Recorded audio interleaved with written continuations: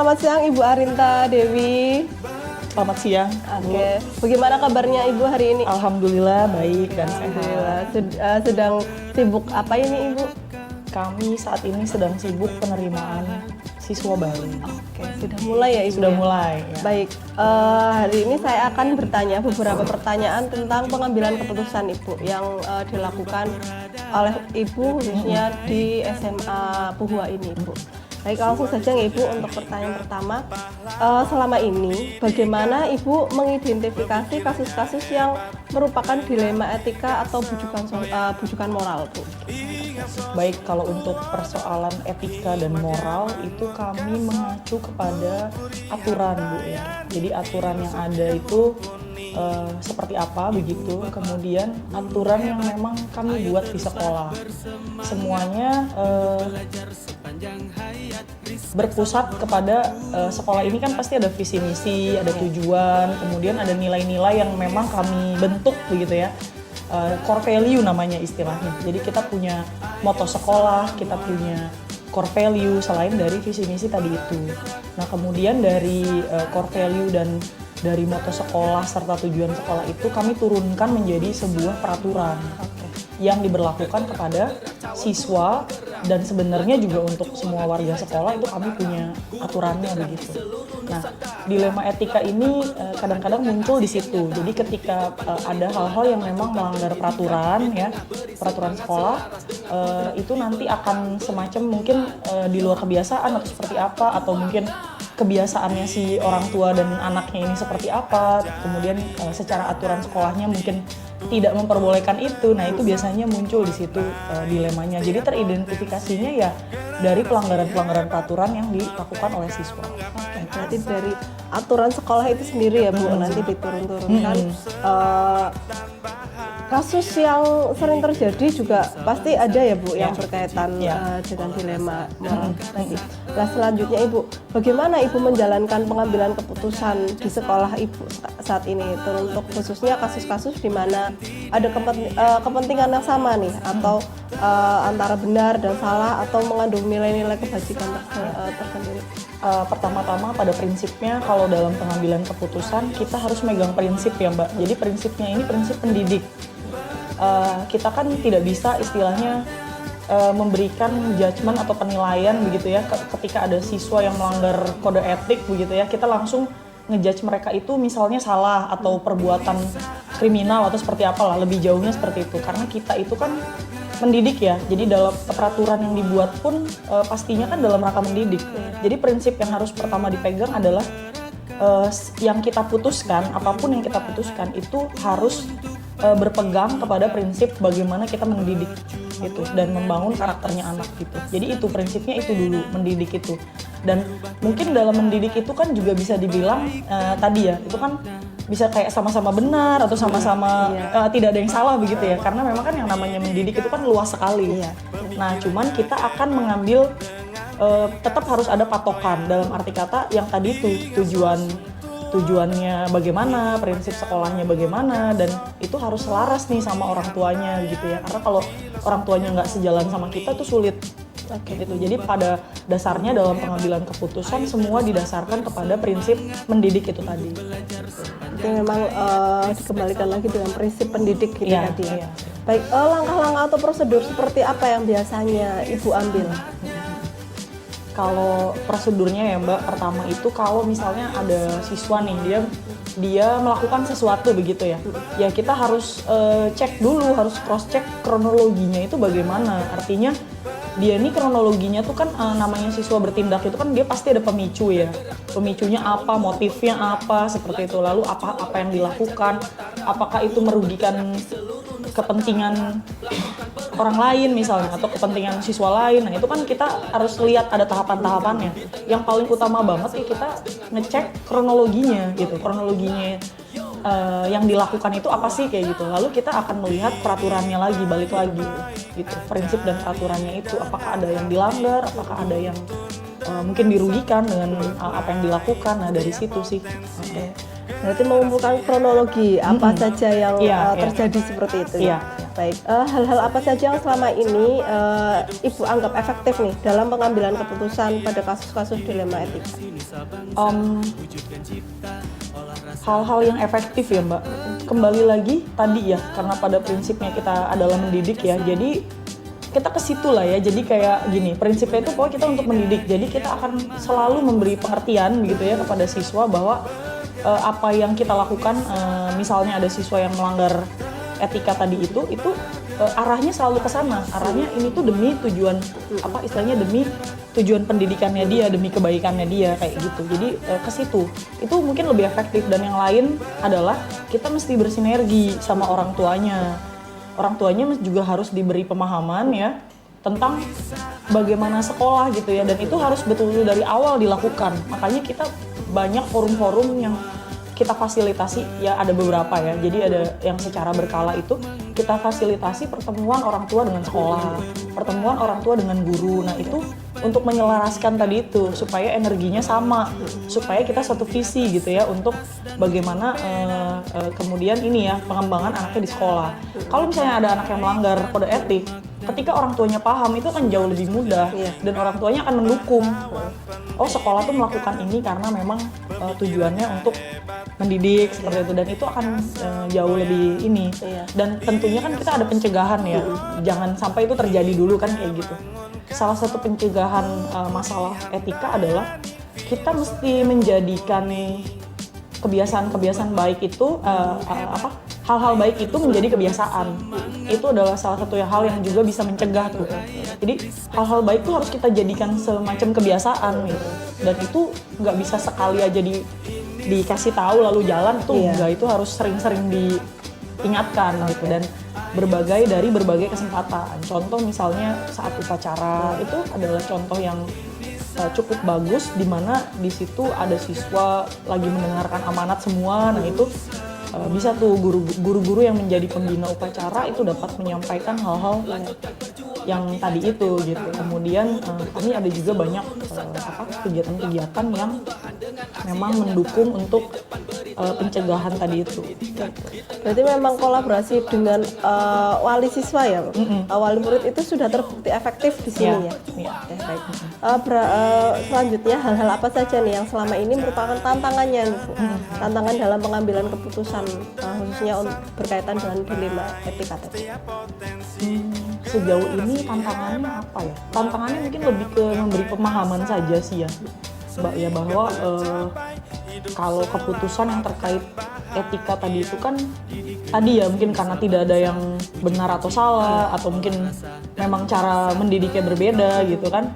Itu mungkin bisa saya kasih contoh ya. Misalnya saya kasih contoh di Puhua ini, siswa itu tidak boleh bawa kendaraan bermotor kecuali dia punya SIM. Ya. Nah ini kan mungkin bagi sebagian orang, nggak cuma orang tua ya, bagi sebagian orang atau sekolah lain begitu ya, wajar aja anak SMA itu naik motor, betul tidak? Iya. Betul kan? Anak SMA naik motor tuh mungkin sudah menjadi hal yang wajar. Iya, gitu. Nah, sementara di tempat kami itu berprinsip dan berpegang bahwa ya secara undang-undang aja kan belum boleh kalau anak SMA itu kalau belum punya SIM, tahun gitu ya. Belum 17 tahun kan memang seharusnya tidak mengendarai kendaraan bermotor ya. Nah, itu yang kami pegang nih sampai-sampai ya akhirnya jadi menjadi tantangan tersendiri ya, karena pastinya di awal-awal ada penerapan peraturan ini tuh, dan kami menerapkan ini sebetulnya sudah lama, sejak sudah lama lah ya, sudah bertahun-tahun, bukan baru. Nah, tantangannya mungkin dulu itu ketika kami memberlakukan peraturan ini, ya pastinya ada orang tua yang keberatan. Iya. Karena mereka menganggap tuh anak saya sudah secara keterampilan udah bisa kok naik motor, sudah oke kok bisa naik motor, bisa ini gitu, dan juga mungkin kesulitan mengantar jemput. Akhirnya jadi muncullah itulah ya tantangan untuk memberikan pemahaman itu. Tapi itu ya lama-lama ya orang tua sadar ya, karena kita juga nggak sekedar memberikan peraturan, tapi kami juga misalnya kami mendatangkan narasumber dari Satlantas, lalu akan menyampaikan aturan-aturan tentang penggunaan kendaraan bermotor di jalan itu seperti apa. Karena walaupun si anak ini udah terampil ya, tapi kan secara emosional belum ini, dan kalau di jalan kita tahu sendiri kita akan ngadepin konflik, ada konflik di jalan gitu kan, itu kan udah pasti ya. Nah itu secara kematangannya kan mereka belum bisa ambil keputusan. Ini kalau ada konflik begini gimana kayak gitu kan belum bisa. Nah itu cukup menantang sih untuk hal-hal seperti itu. Tapi ya kita terus-terusan saja berusaha konsisten untuk hal tersebut. Jadi kadang kita di awal ada pertemuan orang tua ya sebelum tahun ajaran baru dimulai itu. Di situ kan kita sampaikan. Nanti secara berkala kita juga berikan surat himbauan kayak gitu. Jadi nanti lama-lama ya mereka jadi tahu oh kalau di Puwa begini ya. Jadi ya udah ngikutin gitu. Iya. Pada akhirnya jadi mengikuti gitu. Kayak yang tadinya kontra gitu ya, jadinya mau nggak mau gitu, mau jadi ngikutin. Jadi peraturan ya walaupun dengan terpaksa. Iya. Menarik itu sih tadi kasusnya yang berkaitan dengan penggunaan kendaraan bermotor karena memang di beberapa sekolah, termasuk di sekolah saya juga seperti itu. Timbullah ya sekarang ya Bu, masyarakat tuh sudah luar biasa kalau tidak diperbolehkan ya kadang ada inisiatif lain seperti itu. Iya. Untuk mempermudah yang lain juga, yaitu dilemanya kita. Baik, pertanyaan selanjutnya, apakah Ibu memiliki sebuah jadwal tertentu nih dalam sebuah penyelesaian kasus dilema etika itu? Apakah Ibu langsung menyelesaikan di tempat atau memiliki sebuah jadwal untuk menyelesaikannya? Bentuk atau prosedur seperti apa yang Ibu jalankan? Kalau saya tidak ada jadwal khusus. Jadi ketika ada kasus yang berkaitan dengan dilema etika terjadi, maka prinsipnya adalah diselesaikan secepatnya gitu. Jadi dengan prosedur yang ada ya. Jadi prosedurnya kita tuh harus cari kronologinya dulu. Lalu kemudian kita sudah pasti akan melaporkan kepada orang tuanya. Meski masalah sekecil apapun kita akan melaporkan kepada orang tuanya. Jika memang perlu, orang tuanya akan dipanggil, jika perlu ya. Tapi kalau jika masalahnya sudah bisa diselesaikan di sekolah, ya kita akan melaporkan bahwa masalahnya sudah selesai. Kalau jadwal khusus tidak ada ya, kalau misalnya ada masalah ya langsung diselesaikan kayak gitu. Saat itu gitu ya? Saat itu juga, iya. Seperti itu. Baik. Adakah seseorang atau faktor-faktor yang selama ini mempermudah atau membantu Ibu dalam pengambilan keputusan dalam kasus-kasus dilema etika? Oh jelas, pasti saya dibantu dengan banyak ya. Tim saya itu ada kesiswaan, ada guru BK ya, kemudian ada wali kelasnya. Itu ya pasti membantu semua ya dalam hal ini semuanya bekerja sama gitu untuk menyelesaikan kasus yang tadi dilema etika itu. Dan juga sebetulnya para orang tua juga menurut saya cukup membantu ya untuk dalam hal ini juga gitu. Melibatkan semua stakeholder itu ya. Betul. Bahkan itu ya tadi ya, mendatangkan narasumber juga itu salah satu. Terus kemudian semua warga sekolah sih seharusnya ya. Jadi kayak contoh misalnya ada siswa ngapain gitulah ya misalnya gitu. Dan itu misalnya udah sore nih, sudah di luar jam pelajaran.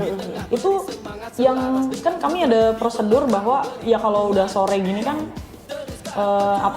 mungkin guru-guru sudah tidak terlalu memantau begitu ya. Tapi kan kami ada cleaning service yang membersihkan kelas lalu ngunci kelas gitu. Kemudian ada security yang ada 24 jam di sini. Nah, mereka juga sangat kooperatif. Jadi kalau ada siswa yang misalnya gimana-gimana gitu ya, mereka pasti akan langsung melaporkan, bukan yang cuek gitu ya. Jadi bukan kayak aku kan bukan guru, nggak mau ini gitu. Tidak seperti itu kalau di sini. Jadi security itu bahkan yang kadang malah tahu gitu, dan mereka pasti akan langsung melaporkan ke kami gitu, ke pihak guru untuk ada begini, ada kejadian apa kayak gitu. Itu semua warga sekolah sih sebenarnya. Jadi sudah terbentuk kesadaran itu ya, betul, itu sudah. Bukan hanya tugas kesiswaan atau bukan hanya betul. Itu bukan tugas kesiswaan dan BK saja sebetulnya, semua warga sekolah. Baik, terakhir ini Bu, dari semua hal yang tadi sudah disampaikan ini Bu, pembelajaran apa yang dapat Ibu petik dari pengalaman Ibu mengambil keputusan dilema etika tadi? Jadi pembelajarannya mungkin gini ya Mbak, dilema etika itu terkadang menjadi suatu hal yang tidak clear gitu ya, karena abu-abu lah ya ibaratnya. Ada yang begini benar, lalu begini juga bisa dikatakan salah. Itu semua tergantung sudut pandangnya. Tapi walau bagaimanapun kita mesti punya tujuan yang pasti gitu loh, yang jelas gitu ya, bahwa nah mungkin kan kalau dalam konteks ini adalah pendidikan dan sekolah, mungkin setiap sekolah kan dia punya rohnya sendiri-sendiri begitu ya. Jadi ya itu, jadi memang kita kita mesti ngeset ya, artinya ngeset sistemnya kita itu mau seperti apa. Dan tentunya itu menjadi harapan sekolahnya, harapan orang tuanya. Harapan itu kan ya mesti kita set kan aktivasinya, maksudnya kita ngapain aja sih supaya harapan itu terkabul kan kayak gitu. Nah, untuk perkara dilema etika ini ya memang harus ada perhatian lebih ya, perhatian khusus gitu. Kita tidak bisa lagi yang namanya menormalisasi etika-etika yang dilakukan oleh siswa yang mungkin sebelumnya kita anggap wajar gitu. Itu kita udah nggak bisa lagi, apalagi di zaman yang sekarang.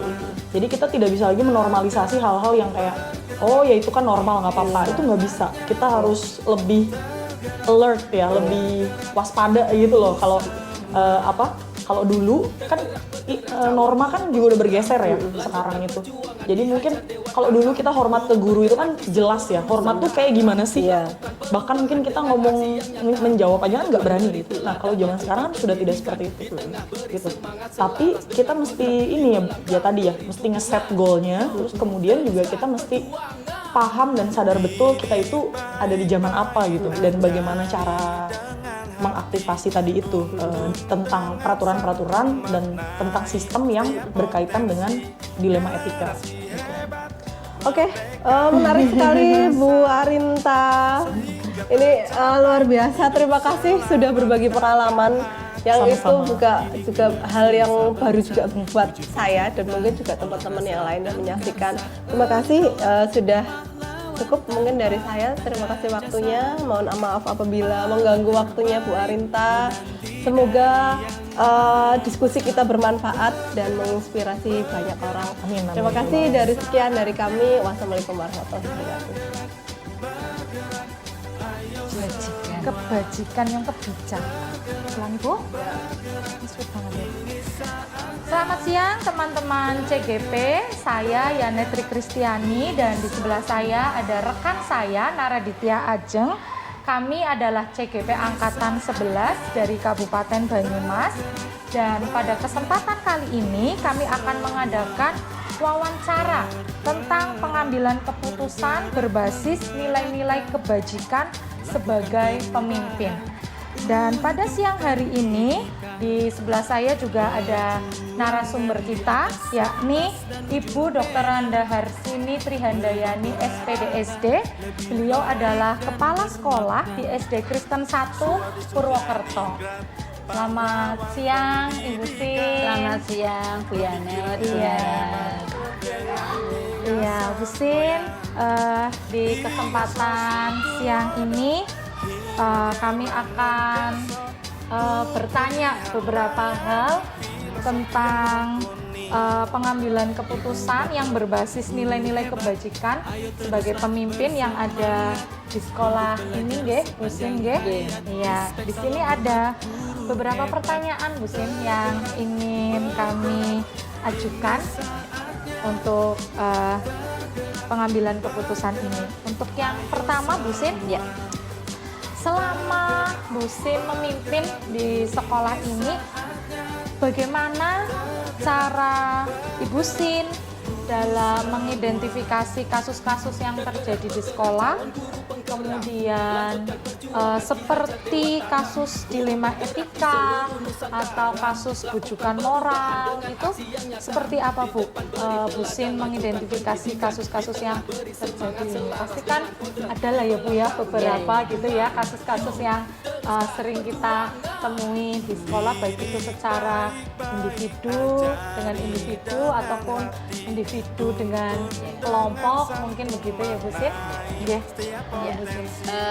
Kalau bicara tentang dilema ya, berarti ada dua hal yang bertentangan kan begitu ya. Dilema etika. Kalau dilema etika ada dua pertentangan atau dalam sebuah masalah, gitu kan. Kalau kita mau mengidentifikasi, yang pertama memang harus tahu etika apa ini yang sebetulnya sedang dipermasalahkan dalam suatu kasus gitu. Kita harus betul-betul paham bahwa masalah yang timbul mungkin antara siswa dengan siswa yang lain, atau mungkin bisa guru dengan sesama guru begitu. Kita harus paham bahwa di situ ada dua hal yang harus kita pahami, bahwa ada sesuatu yang bertentangan sehingga timbul pertentangan itu gitu. Mungkin itu dulu ya Bu Yanet ya. Iya, nggih, Bu Sin. Ya pastinya ada pertentangan ya di dalam kasus itu nggih. Nggih. Bu Sin, untuk selanjutnya Bu Sin, sebagai pemimpin nggih, Bu Sin nggih, bagaimana cara Bu Sin dalam menjalankan pengambilan keputusan yang ada di sekolah ini, terutama itu pada kasus-kasus yang mengandung dua kepentingan yang sama-sama benar, atau bisa juga sama-sama mengandung nilai kebajikan. Itu bagaimana caranya Bu Sin mengambil keputusannya sebagai pemimpin Bu Sin di sekolah ini? Iya ya. Itu kalau mengambil keputusan itu memang sesuatu yang berat ya. Kita harus betul-betul paham tentang permasalahan yang ada. Lalu kenapa bisa timbul pertentangan itu, padahal dua-duanya kan baik gitu ya. Menurut si A baik, si B baik. Karena ini dilema kebajikan ya. Berarti kan semuanya menganggap baik. Jadi memang harus dicari akarnya dulu. Akar permasalahannya itu dulu, lalu kenapa bisa sampai terjadi pertentangan itu, sehingga kita bisa mencari sebuah solusi bagaimana pertentangan itu bisa diselesaikan secara baik. Artinya jangan sampai ada salah satu yang dirugikan begitu. Jadi kita harus betul-betul paham tentang permasalahan itu sendiri. Dipahami mungkin dengan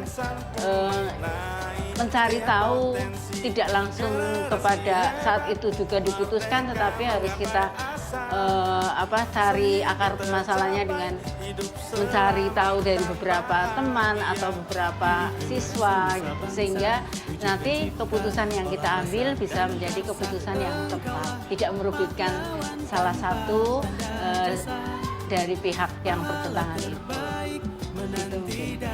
Akar masalahnya Iya, dulu ya Bu betul, Sin, akar yang kita masalahnya. cari apa gitu ya Bu, supaya kita bisa tepat, benar ngambil keputusannya, Dan tidak merugikan sana ataupun tidak merugikan sini gitu nggih Bu Sin nggih. Solusinya gitu, Solusinya iya. tepat gitu ya Bu Sin nggih. Nggih. Kemudian untuk langkah-langkahnya Bu Sin, untuk langkah-langkah atau prosedur seperti apa yang selama ini Bu Sin lakukan dalam pengambilan keputusan tersebut? Langkah-langkahnya ya. Nggih, langkah-langkahnya. Ya, seperti yang tadi saya sampaikan, yang pertama kan berarti kita harus paham dulu nilai-nilai apa yang bertentangan dalam kasus itu ya. Lalu kedua, siapa yang terlibat di situ? Nah, siapa saja yang ada di situ yang terlibat dalam kasus itu. Lalu tadi juga saya sudah sampaikan, mengumpulkan fakta-fakta dari bukan hanya yang membuat masalah yang bermasalah, tapi juga mungkin dari pihak ketiga, mungkin itu siswa, guru, atau mungkin orang tua begitu, sehingga nanti saat kita sudah tahu, kita bisa menguji menguji benar salahnya di mana. Saya kira itu yang harus kita pahami terlebih dahulu supaya kita tidak salah mengambil langkah selanjutnya. Itu langkah awalnya. Supaya nggak salah jalan ya. Iya, Iya. Kemudian untuk hal-hal seperti apa Bu Sin yang selama ini mungkin Bu Sin anggap efektif dalam pengambilan keputusan pada kasus-kasus dilema etika? Bagaimana tadi? Hal-hal seperti apa yang selama ini Ibu anggap efektif? Oh, yang efektif Iya, ya? dalam pengambilan keputusan pada kasus dilema etika. Yang efektifnya itu seperti apa?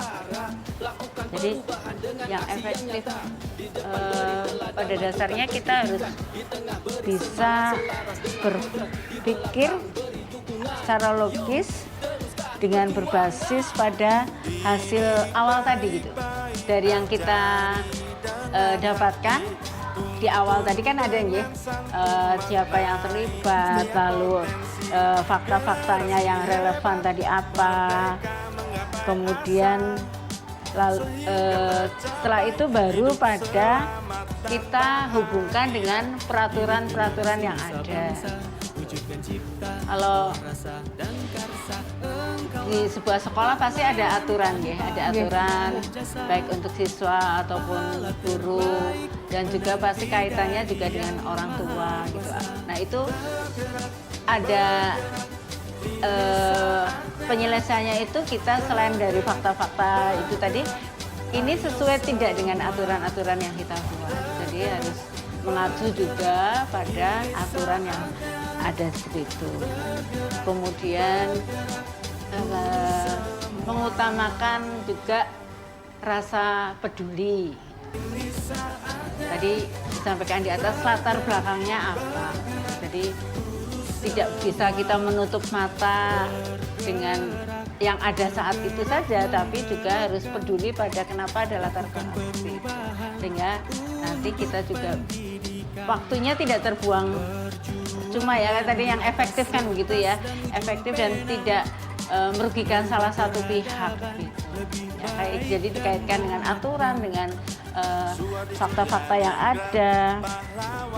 Begitu. Aturannya ya Bu, Ya, sesuaikan sesuai dengan aturan. mungkin di masing-masing sekolah kan pasti juga Betul. tiap-tiap aturannya pasti berbeda-beda Betul, juga gitu ya. Sin, ya. Kita udah dari awal kan Dari membuat awal, aturan. ya, betul. Oke.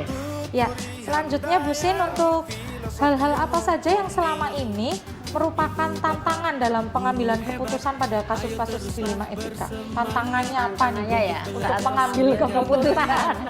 Banyak ya Bu biasanya ya Banyak Bu, ya. ketika kita mau ngambil keputusan Keputusan gitu itu ya Bu. banyak. Tantangannya banyak. Ada tekanan. Tekanan sosial ya, berarti ya, Iya. sosial maksudnya dari mungkin dari orang tua, dari apa yang tahu itu tekanan pokoknya. Lalu kadang kita juga harus memperhatikan adanya perubahan nilai-nilai gitu dalam masyarakat.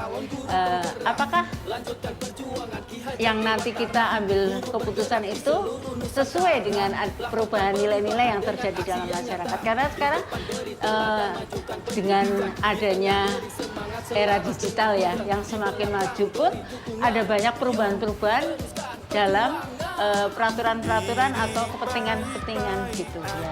Jadi harus kita betul-betul ini dari tantangannya itu sudah sesuai belum ya dengan itu ya. Lalu orang tua atau tekanan-tekanan dari luar itu bagaimana?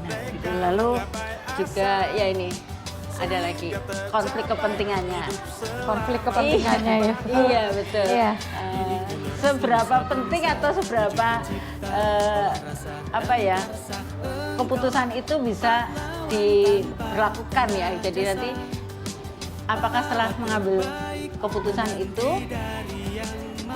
apakah nanti akan timbul permasalahan yang lain? Itu kan berarti kepentingan yang lain begitu. Itu yang harus kita pikirkan supaya betul-betul pengambilan keputusan itu menjadi efektif. Jadi itu hal-hal itu tadi tekanan sosial, perubahan nilai-nilai, lalu konflik kepentingannya. Mungkin seperti itu. Oke. Iya. Bu Nara, ada yang mau ditambahkan mungkin? Saya mau menambahkan beberapa pertanyaan ya Bu, Oke. berkaitan tadi pengambilan keputusan. Lalu apakah Bu Sin sendiri dalam menyelesaikan masalah tadi, apakah masalah itu diselesaikan pada saat itu juga atau ada waktu tertentu atau dijadwalkan waktu menyelesaikan persoalan tersebut? Terus bentuk atau prosedurnya itu seperti apa Ibu? Kita biasanya melihatnya per kasus ya Bu. Kalau kasus itu bukan masalah yang apa ya, istilahnya memang bisa diselesaikan saat itu, ya diselesaikan. Tapi kalau memang itu harus digali dari banyak pihak seperti yang saya sampaikan tadi, ya kita tidak bisa langsung mengambil keputusan itu. Paling mencari akarnya dulu. Mungkin pertama kita memang ke yang bermasalah itu yang kita tanyakan gitu. Kita analisa mungkin, oh ini masalah yang bisalah saya selesaikan langsung itu ya saya selesaikan. Tapi kalau memang kok sepertinya harus mencari data yang lain, fakta-fakta yang lain, maka akan tidak saya putuskan saat itu. Penjadwalan lagi ya Bu? Iya. Berarti dengan melihat jenis kasusnya ya Bu? Iya, betul. Oke. Baik, selanjutnya ada nggak Bu orang atau pihak-pihak dan atau mungkin faktor-faktor yang selama ini juga mempermudah atau membantu Ibu dalam pengambilan keputusan terkait kasus dilema etika? Orang Ya, atau pihak-pihak Pihak, yang bisa membantu Ibu berkaitan yang dengan membantu ya ya teman rekan sekerja pastinya ya. Iya. pekerja Bu. Ada lagi mungkin Apa guru-guru begitu kan ya, guru-guru yang mungkin lebih tahu permasalahannya. Kalau yang lain karena kita di lingkungan sekolah ya memang seperti itu. Kalau orang tua biasanya ini Bu, justru kadang malah jadi ini ya, karena kalau pertentangan dua siswa gitu kan masing-masing akan membela anaknya. Jadi yang kita utamakan bagaimana sikap anak itu atau ini ya, kasus-kasus di situ yang paling tahu kan biasanya wali kelasnya. Jadi ya wali kelas lah yang banyak membantu saya untuk mengambil keputusan. baik. Jadi lebih banyak melibatkan ke wali kelasnya juga. Oke. Lalu dari semua hal yang tadi sudah disampaikan Ibu, pembelajaran apa yang dapat Ibu petik Bu dari pengalaman yang mungkin Ibu pernah alami dalam pengambilan keputusan terkait dilema etika? Bahwa segala permasalahan ya, atau dalam sebuah dilema itu memang harus kita antisipasi apa ya Bu ya. Jadi bagaimana sekolah bisa memberikan rasa nyaman, rasa aman kepada anak-anak, gitu, kepada bukan hanya anak-anak ya, semua warga sekolah gitu. Bagaimana saya sebagai pemimpin bisa menciptakan suasana yang seperti itu supaya teman-teman datang ke sekolah dengan suasana hati yang gembira, anak-anak juga datang ke sekolah juga dengan happy gitu. Nah, saya kira hal yang seperti itu yang harus kita perhatikan. Jadi menciptakan lingkungan yang aman, nyaman, dan semua yang datang ke sini ya dengan penuh ceria ya Bu. Iya, hanya siswa tapi juga guru-guru dan mungkin juga warga sekolah. Warga sekolah yang Oke, baik, terima kasih Ibu Sin atas interview dan pembicaraan yang luar biasa ini, menginspirasi kita. Semoga Bu Sin juga sehat selalu, sukses untuk kedepannya. Terima kasih dari kami, maaf apabila ada salah-salah kata. Sekian Ibu Sin. terima kasih. Terima kasih, sekian dari kami interview dengan Bu Sin. Maaf apabila ada salah-salah. Terima kasih, selamat siang. Selamat siang untuk teman-teman CGP dimanapun teman-teman berada. Saya Yanetri Kristiani dan di sebelah saya ada rekan saya Naraditya Ajeng.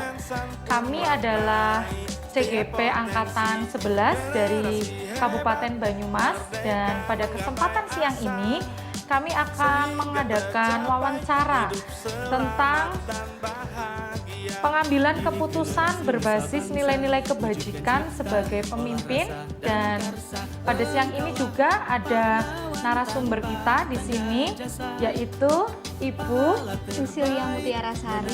Priscilia Mutiara Sari, yaitu kepala sekolah di Sekolah SMK CBM Purwokerto.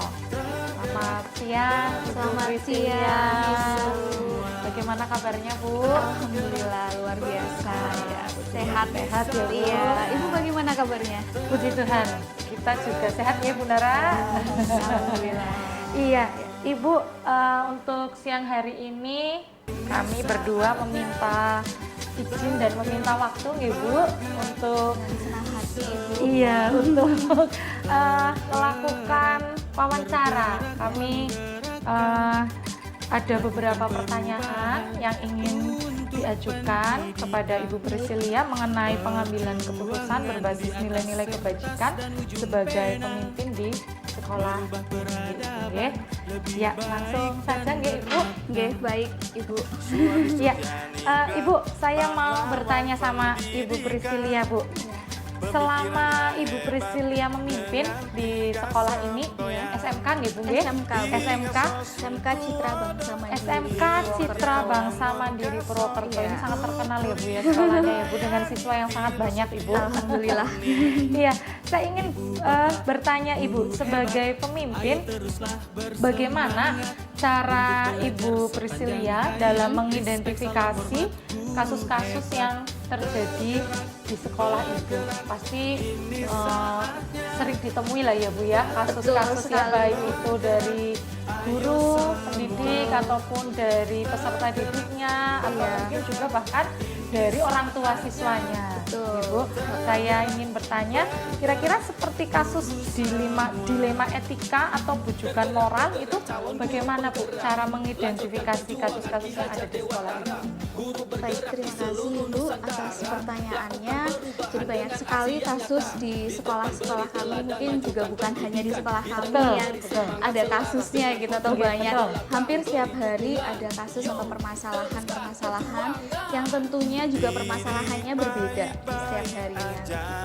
Jadi ada permasalahan yang ketika nantinya diambilkan solusinya itu ada nilai-nilai yang sama gitu Bu. Maksudnya nilai-nilai yang berimbang, nilai kebajikan, mengandung nilai-nilai kebajikan.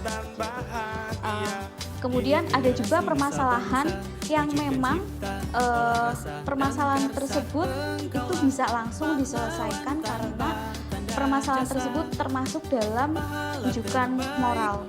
Di situ sudah diketahui bahwa kasus tersebut memang kasus yang benar atau salah.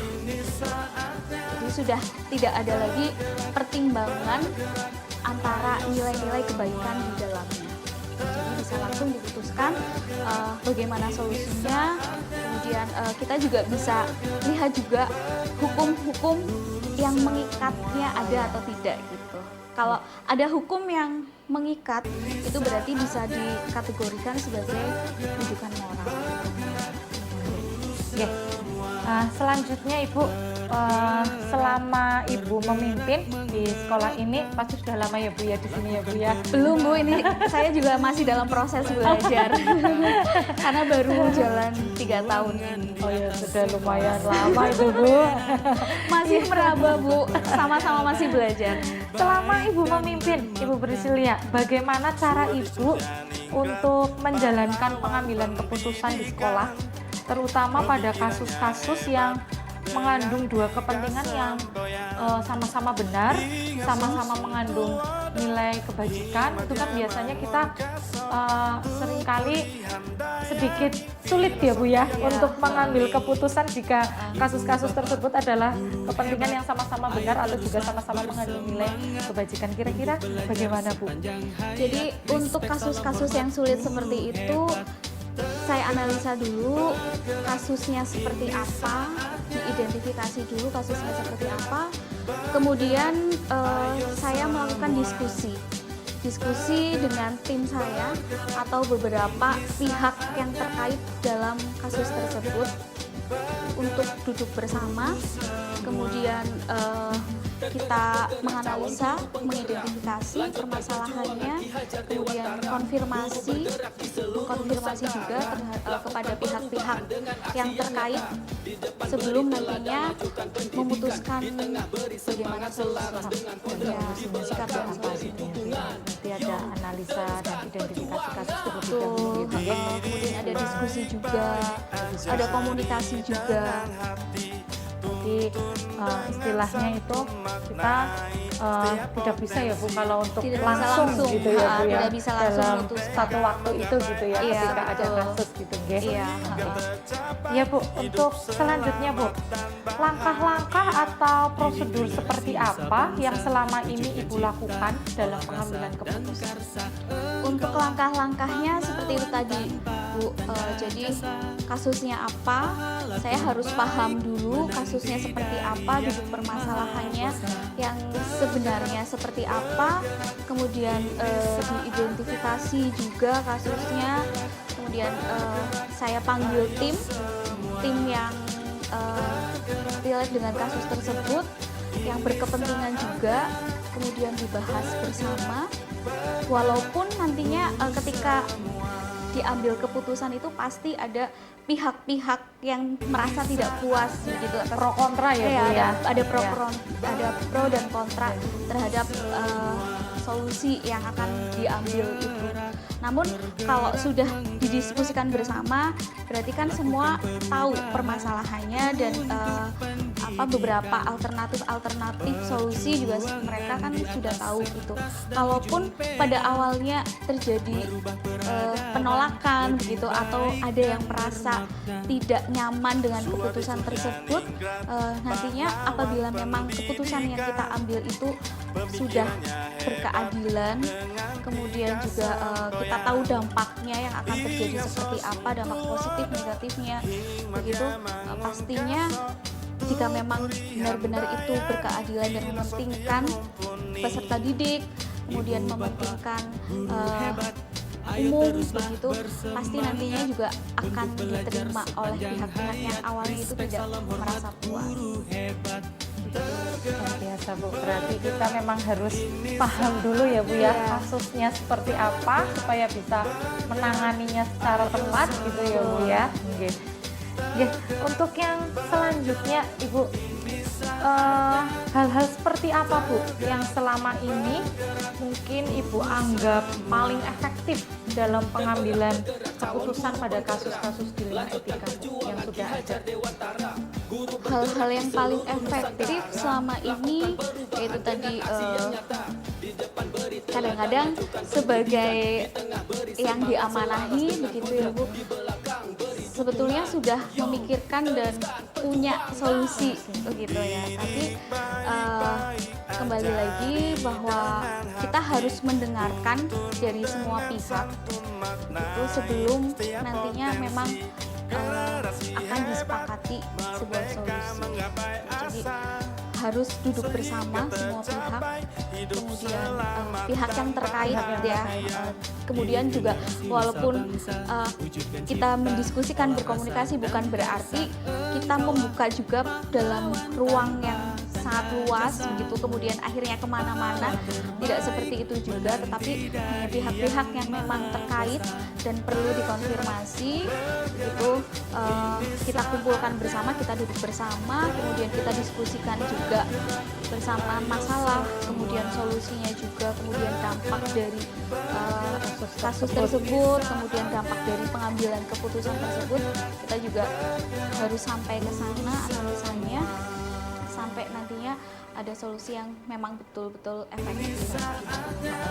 Kadang-kadang juga akhirnya ketika sebetulnya sudah punya solusi sendiri, kemudian harus juga bisa mendengarkan yang dari pihak, iya, dari berbagai pihak, tidak bisa juga serta-merta langsung memutuskan.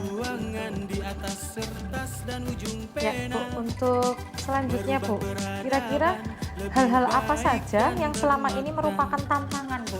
Tantangan dalam pengambilan keputusan pada kasus dilema etika. Pasti kan ada ya, Bu ya, Betul. tantangannya gitu ya. Ketika kita mau memutuskan sesuatu pasti ada tantangannya gitu ya, Bu ya. Betul. Iya, itu kira-kira gimana, Bu? Tentu ada tantangannya ya, Bu. Terutama untuk penolakan-penolakan atas keputusan yang akan diambil begitu. Jadi kalau misalkan ada penolakan-penolakan, kita jelaskan, gitu, lebih kita menjelaskan dari hati ke hati, kenapa sih kok kita memilih solusi yang seperti ini, apa nanti dampaknya untuk misalkan kasusnya itu adalah peserta didik, apa dampak untuk peserta didik tidak hanya saat ini tapi untuk masa depannya nanti, jangka panjangnya nanti akan seperti apa, itu kita komunikasikan. Jadi kadang-kadang orang-orang tidak mau menerima karena kita kurang terbuka dalam mengkomunikasikan sesuatu. Tapi ketika kita terbuka, lebih terbuka, kemudian kita jelaskan sampai detail, kita beri pengarahan, kemudian kita berbicara dari hati ke hati, pasti nanti akan ada penerimaan. Ya kalau penolakan pasti ada ya Bu ya. Penolakan di dalam pasti kasus itu ada. ya. Bagaimana kita kembali ke kita lagi ya Iya. dalam mengambil keputusan itu, menjelaskan dari hati ke hati, dari hati ke gitu hati, ya, Bu, ya. kemudian secara terbuka Secara juga. terbuka. Jangan ada yang ditutupi. Mungkin beliau-beliau yang menolak itu belum tahu apa Iya, maksud dan tujuan kebenarannya kita, gitu, nggih. kemudian dan Nggih. kebenarannya. Tapi Nggih. ketika sudah tahu kebenarannya, kemudian maksud kita ke depannya seperti apa, nanti pasti akan ada permakluman di situ. Ya, terima kasih Bu Priscilia.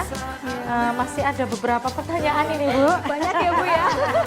Iya, masih ada beberapa pertanyaan. Monggo mungkin Bu Nara bisa dilanjutkan. Terima kasih Bu Yanet, saya lanjutkan yang saya tanyakan ini terkait tata kala atau ada beberapa pertanyaan lagi Bu yang saya akan tanyakan. Ini berkaitan dengan tata kala atau jadwal penyelesaian masalah ini sendiri.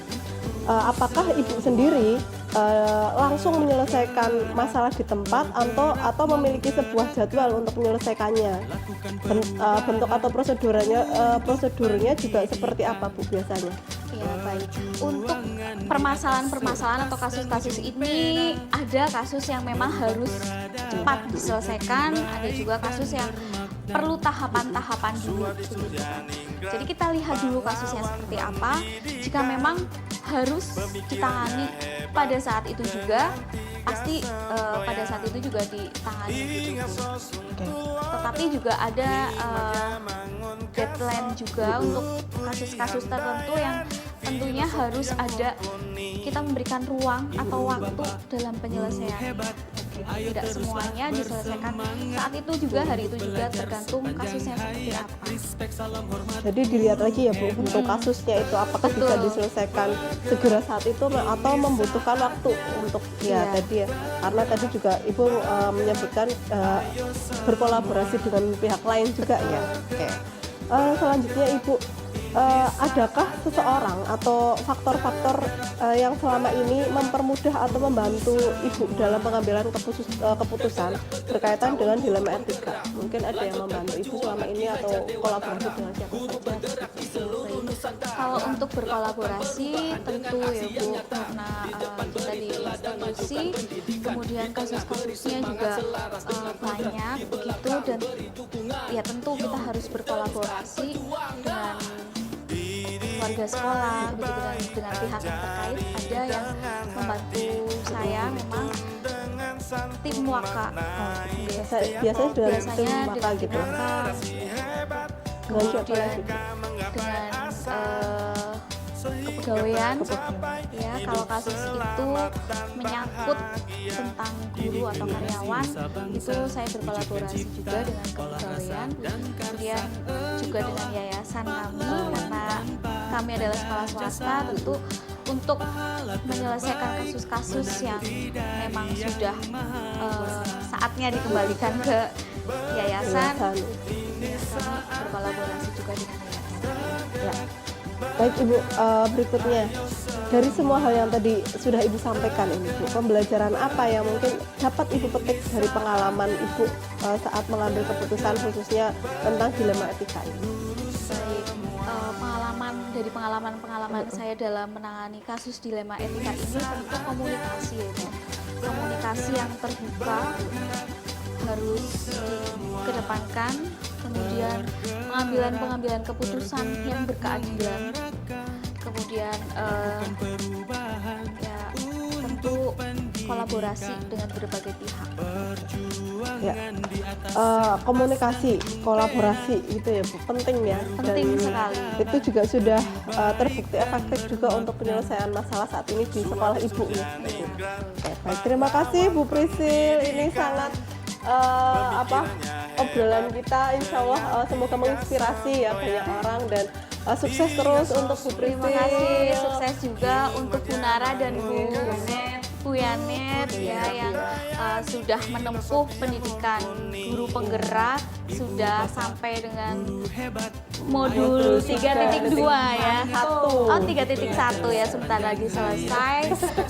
Calon pemimpin pembelajaran, calon kepala sekolah juga. Ya. Dan tentu nanti bisa melanjut juga jadi pengawas dan seterusnya. Semoga semakin sukses untuk ibu berdua. Sukses juga untuk ibu. Terima kasih. Terima kasih. Sekian interview dari kami, semoga menginspirasi. Terima kasih. Ini saatnya tergerak, bergerak, guru semua.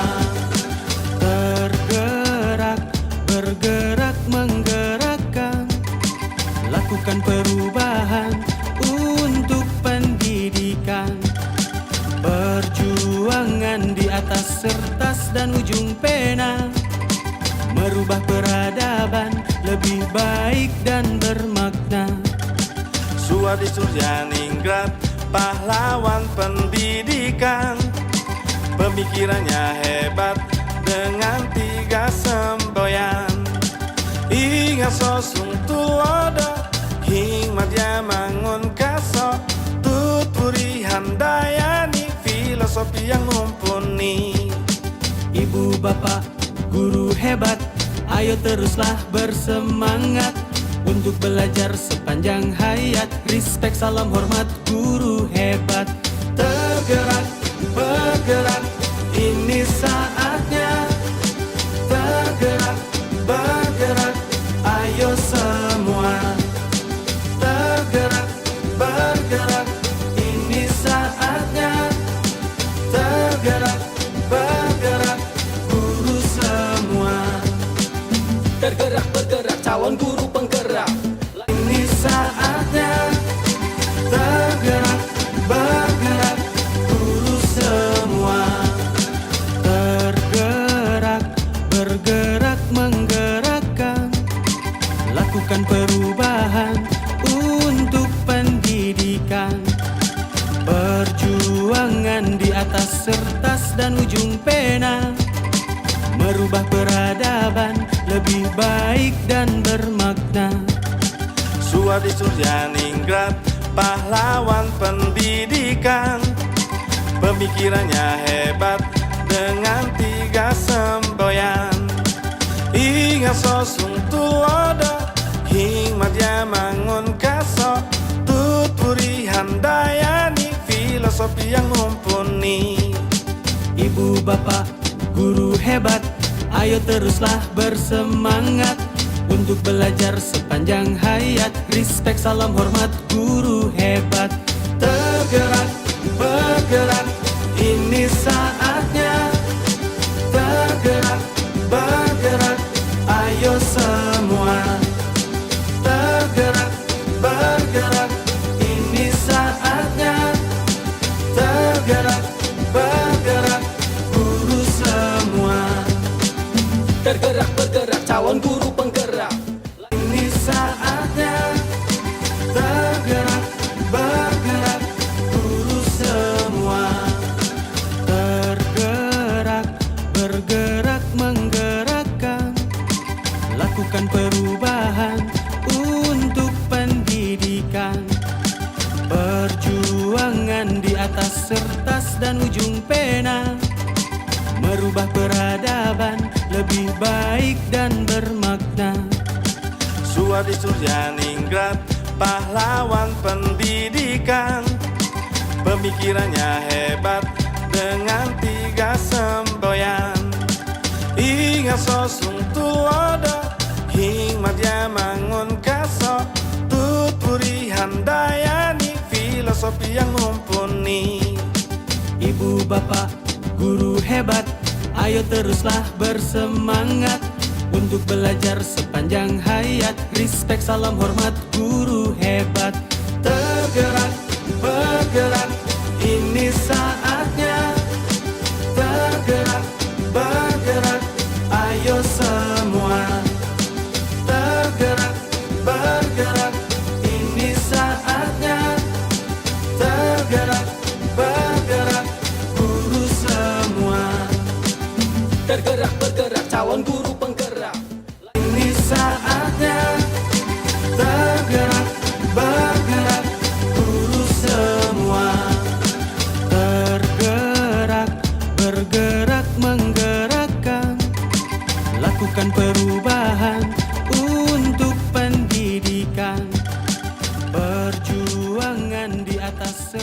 dan ujung